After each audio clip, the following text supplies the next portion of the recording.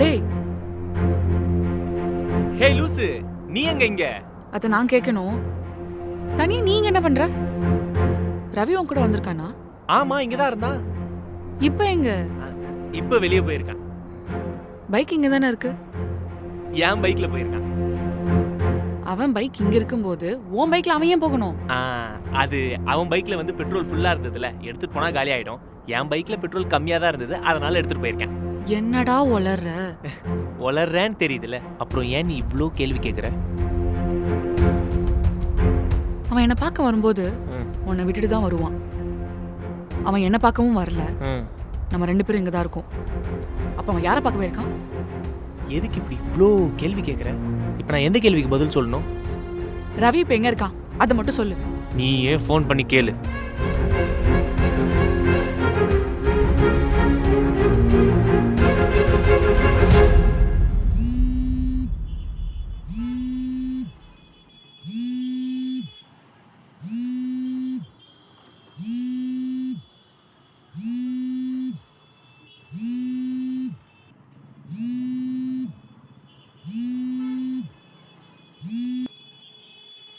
Hello, hello எங்க இருக்க? சிந்து, நான் வெளியே இருக்கேன். நான் உன் வண்டி பக்கத்துல தான் இருக்கேன். அதான் நீ எங்க இருக்கேன்னு சொல்லு, நான் வரவா? இல்லை இல்லை, நான் வர லேட் ஆகும் சிந்து, நீ கிளம்பு. நீ எவ்வளோ லேட் ஆனாலும் பரவாயில்ல, நான் வெயிட் பண்றேன், நீ வா. இப்ப என்னால வர முடியாது சிந்து, சொன்னா புரிஞ்சுக்க. இதுல புரிஞ்சுக்க என்னடா இருக்கு? உன் வேலையை விட்டுட்டு வா நான் சொன்னேன், முடிச்சிட்டு வா, வெயிட் பண்றேன்னு தானே சொன்னேன். ஏங்க, உங்களுக்கு ஏதோ வேலை இருக்குன்னு நினைக்கிறேன். பரவாயில்ல, நான் ஆட்டோ போட்டு போய்க்கிறேன். என்னை பற்றி எதுவும் யோசிக்காதீங்க. இல்ல, அதெல்லாம் ஒண்ணும் இல்லை மது. இல்லைங்க, நான் போய்க்கிறேன். ஹலோ ஹலோ, வீட்டு அட்ரஸ்க்கு ஆட்டோ மட்டும் போட்டு கொடுக்குறீங்களா? இருக்கியா? வர்றேன் சிந்து, வை. ம், நானே வீட்டுக்கு கேப் போட்டு தரேன். ம்.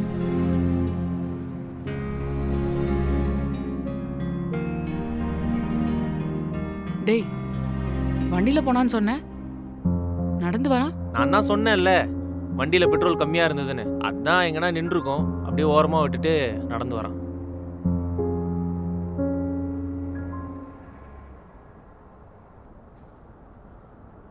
பெங்களூர்ல காலேஜ் படிச்சப்போ செமஸ்டர் லீவுக்காக சென்னை வந்திருந்தேன். ஸ்டேஷனுக்கு அப்பா பிக் பண்ண வந்ததுனால உன்னால என்ன மீட் பண்ண முடியல. வந்ததுலேருந்து ஃபேமிலி சுத்தி இருந்ததுனால என்னாலேயும் உன்னை மீட் பண்ண முடியல.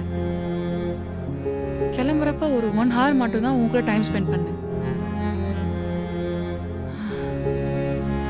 ட்ரெயின் கிளம்புனப்போ அப்படியே உன் கண்ணெல்லாம் கலங்கி எனக்கு பாய் சொல்லிட்டு நின்றுட்டு இருந்தேன். நான் அப்படியே அழுதுகிட்டே என் சீட்டுக்கு போயிட்டேன். மார்னிங் பெங்களூர் ஸ்டேஷன்ல இறங்கும்போது எனக்கு முன்னாடி நீ அங்க இருந்த. எனக்கு பயங்கர ஷாக். அதே ஷாக்கோட உன்கிட்ட வந்து நீங்க என்ன பண்றேன்னு கேட்டேன். அதுக்கு நீ என்ன சொன்ன ஞாபகம் இருக்கா?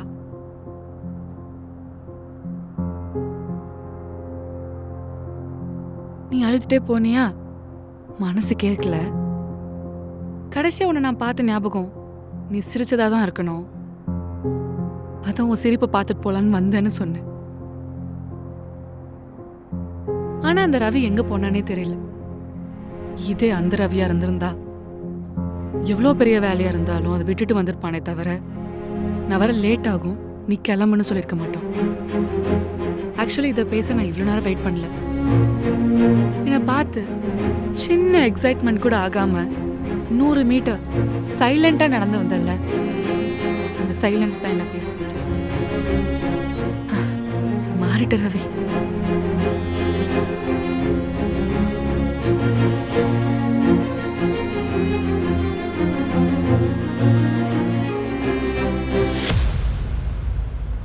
நாளைக்கு சொல்லிடுறேன்டா. என்ன? சிந்து கிட்ட நாளைக்கு உண்மையை சொல்லிடுறேன்டா. நாடா மாத்தி மாத்தி பேசினுக்கிற? நான் சொல்லுன்னு சொல்றப்போ சொல்லாம இருந்த, இப்ப நீயா போய் சொல்றேன்னு சொல்ற? நான் அவளை விட்டு தள்ளி போறத நினைச்சு அவ தினம் யோசிச்சு ஃபீல் பண்றதுக்கு பதிலா நான் அவளை விட்டு மொத்தமா போயிட்டேன்னு ஃபீல் பண்ணிக்கிட்டோம்டா.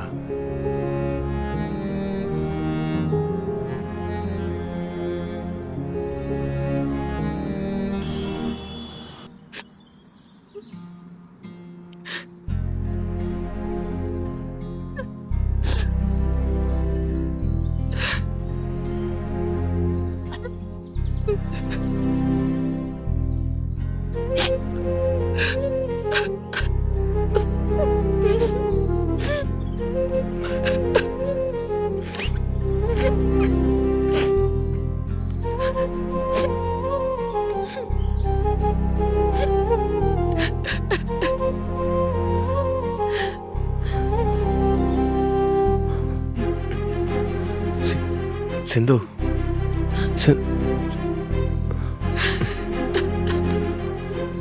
சிந்து என்னாச்சு சிந்து?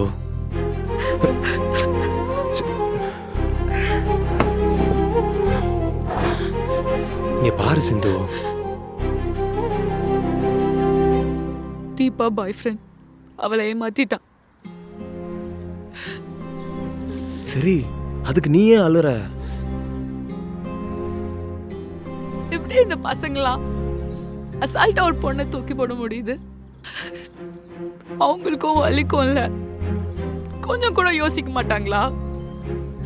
அவன் போனதுக்கு அப்புறம் அவன் என்ன பண்ணுவா, எப்படி இருப்பா, அவன் லைஃப் அவ எப்படி நகர்த்துவா, இது எதுவுமே யோசிக்க மாட்டாங்களா?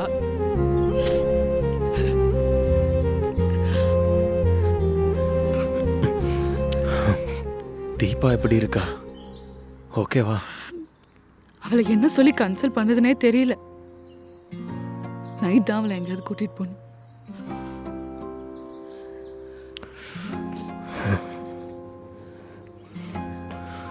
ரவி, நீ என்னை விட்டுட்டு போக மாட்டல?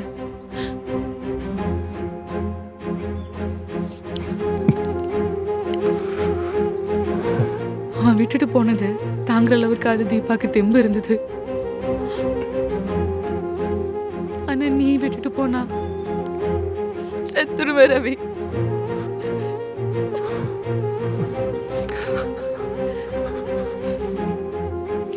போக மாட்டல?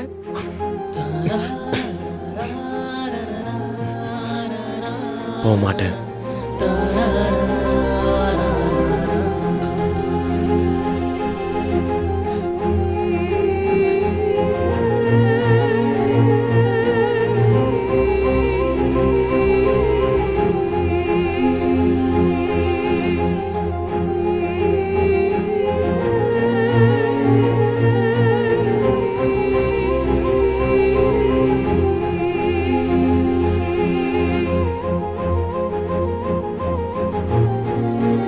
என்னடா பண்ணிட்டு வந்திருக்க? டே, அவ விட்டு போக மாட்டியான்னு கேட்டா விட்டு போக மாட்டான்னு தலையாட்டு வருவியா? அப்போ அவ கூடவே இருக்க போறியா நீ? அவ யாரோ ஒருத்தி இல்லை மச்சான். என் லைஃப்ல யாருமே இல்லைனாலும் அவ ஒருத்தி மட்டும் எனக்காக இருக்கணும்னு நினைச்ச பொண்ணு. அப்படி ஒருத்தி நான் இல்லைன்னா செத்துருவேன்னு சொல்லும்போது உண்மையை சொல்ல முடியல மச்சான். எனக்கு அதை சொல்ல தைரியமும் இல்லை. அவகிட்ட உண்மையை சொல்ல போய் அவளுக்கு ஏதாவது ஆச்சுன்னா அந்த கில்ட்டோட லைஃப் ஃபுல்லா வாழவே முடியாது. இப்படியே போனா இதுக்கு என்னதாண்டா வலி? தெரியல மச்சான், என்ன வலின்னு சத்தியமா தெரியலடா. ஆனா உண்மையா சொன்னா சிந்துக்கு ஏதாவது ஆகும்னா நான் உண்மையை சொல்லவே மாட்டேன்டா. அப்ப மது? என்னால சிந்து கண்ணை பார்த்து கூட பேச முடியலடா. அவளை தொட முடியல. அவன் என் கைய பிடிச்சா கூட ஒரு மாதிரி கூசுது மச்சான். ஒண்ணுமே பண்ணாம வீட்டில் இருக்க ஒரு பொண்ணுக்கு துரோகம் பண்றணும்னு தோணுதுடா. சிந்து கிட்ட எனக்கு கல்யாணம் ஆயிடுச்சுன்ற உண்மையை சொல்ல முடியாம தவிக்கிறேன். கல்யாணம் பண்ணிக்கிட்டு வந்த பொண்ணை மனசார உண்மையை ஏத்துக்க முடியாம தவிக்கிறேன்டா. சரி விடுறா, இனி நீயா எதுவும் சொல்ல வேணாம். இது நீயா அமைச்சுக்கிட்ட வாழ்க்கை கிடையாது, அதுவா உனக்கு அமைஞ்ச வாழ்க்கை. அதே மாதிரி அதுவாவே உனக்கு ஒரு நல்ல வாழ்க்கையை அமைச்சு கொடுக்கும், நம்புவோம்.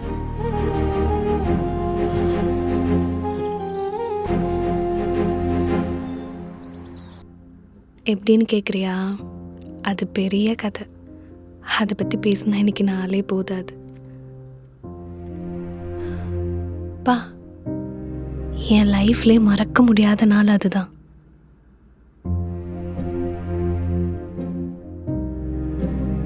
என் வாழ்க்கையோட சந்தோஷமான நாளும் அதுதான்.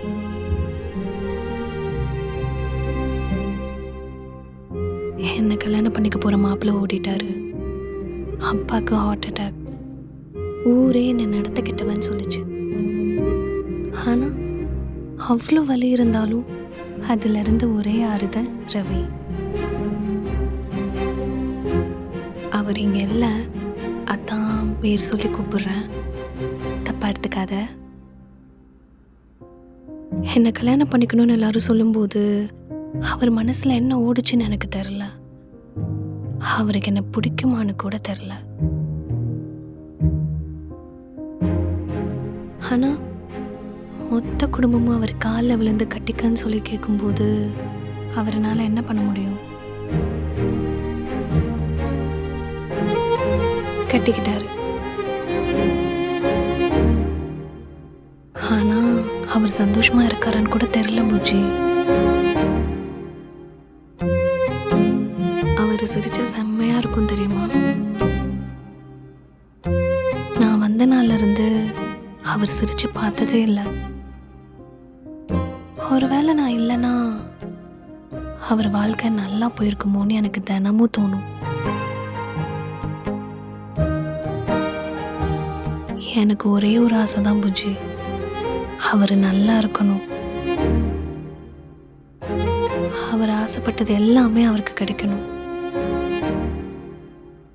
என்னால் எவ்வளோ சந்தோஷமாக வச்சுக்க முடியுமோ அவர் அவ்வளோ சந்தோஷமாக வச்சுப்பேன். அவர் சந்தோஷமாக இருந்தால் மட்டும் போதும் புஜ்ஜி.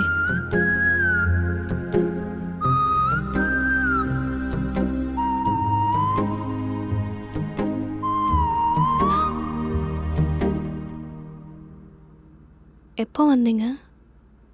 இப்போதான். சாப்பாடு எடுத்து வைக்கவா? நான் வெளியே போய் சாப்பிட்டேன். டயர்டா இருக்கு, நான் போய் படுத்துக்கிறேன்.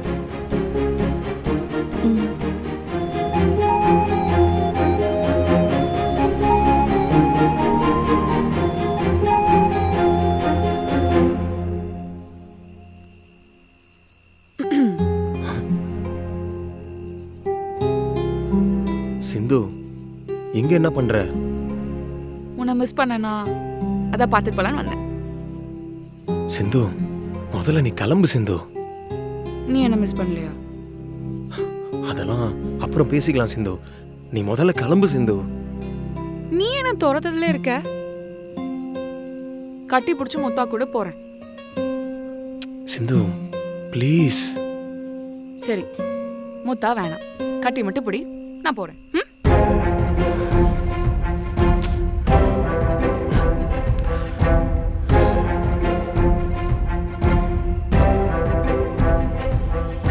ஏங்க சமைச்சு